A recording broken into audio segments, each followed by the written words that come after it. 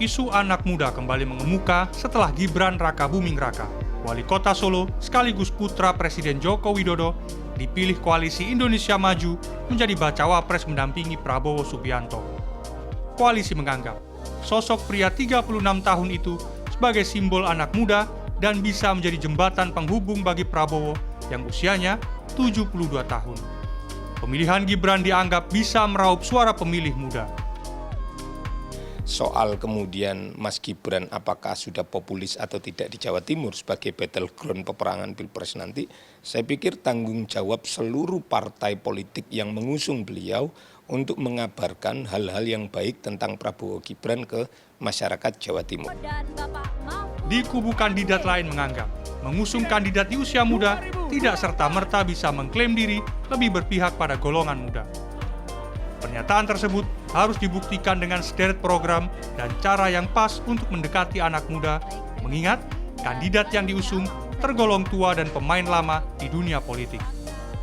Menurut Patria Gintings, tim pemenangan Ganjar Pranowo dan Mahfud MD menggunakan strategi melibatkan anak muda harus dilakukan sejak awal menyusun visi dan misi pemenangan, termasuk mengidentifikasi komunitas-komunitas yang ada.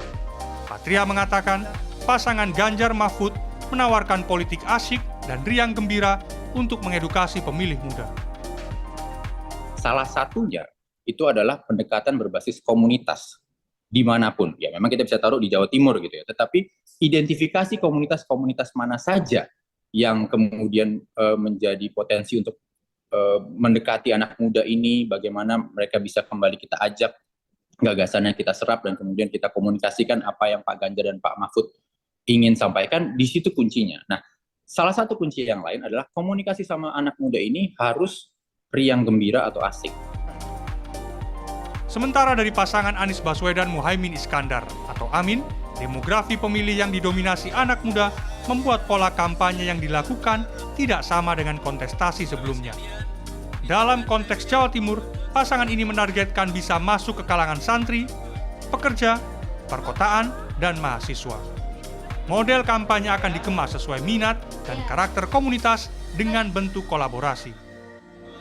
Kalau kemudian kita bicara anak-anak muda saat ini, itu kan mereka berbeda ya dengan orang-orang yang mungkin di atas 40 tahun. Mereka lebih suka kolaborasi, mereka lebih suka dengan agenda-agenda yang lain. Artinya gini, kami akan fokus kepada bagaimana kemudian kita mengenalkan visi misinya Amin itu, yang memang benar-benar pro kepada anak-anak muda, baik itu kemudian lapisan Nahdliyin, baik itu kemudian mereka yang ada di perkotaan, yang pekerja, atau kemudian mereka yang pelajar.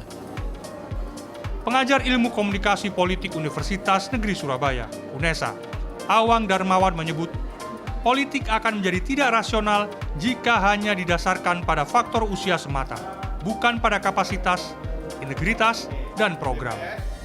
Awang mengatakan, para kandidat harus memposisikan pemilih muda sebagai subjek dan bukan hanya objek semata. Jika tidak, kejenuhan politik akan semakin menebal di kalangan anak-anak muda.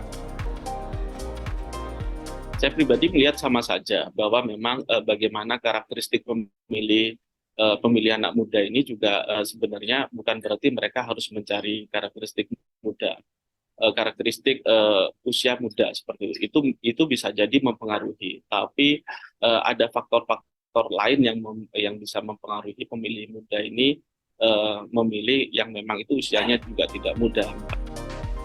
Untuk mendekati pemilih muda, para kandidat harus bisa menjawab problem-problem mereka.